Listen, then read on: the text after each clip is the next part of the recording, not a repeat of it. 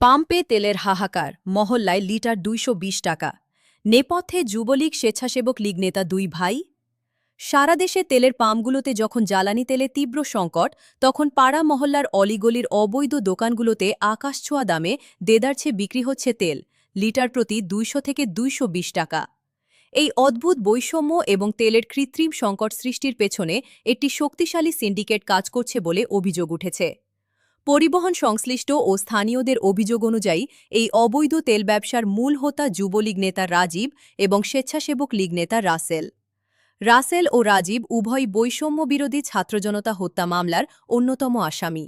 দীর্ঘদিন কারাগারে থেকে জামিনে বের হয়ে পুনরায় অবৈধ উপায়ে তেল সংগ্রহ করে ঝুঁকিপূর্ণভাবে চড়া দামে বিক্রি করে আসছেন বলে অভিযোগ।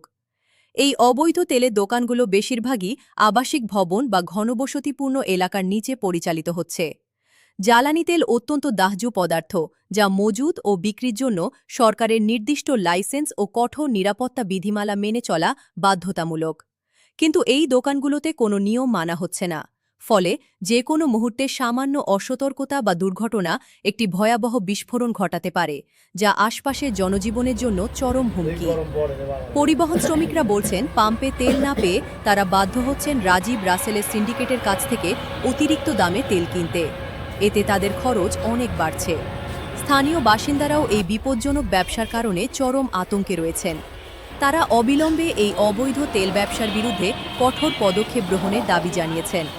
জনগণের দাবি, সরকার দ্রুত এই সিন্ডিকেটকে ভেঙে দিয়ে অবৈধ তেলের দোকানগুলো বন্ধ করুক এবং রাসেলের মতো জড়িতদের বিরুদ্ধে কঠোর আইনি ব্যবস্থা গ্রহণ করুক। পাশাপাশি পাম্পগুলোতে তেলের স্বাভাবিক সরবরাহ নিশ্চিত করারও দাবি জানিয়েছেন তারা।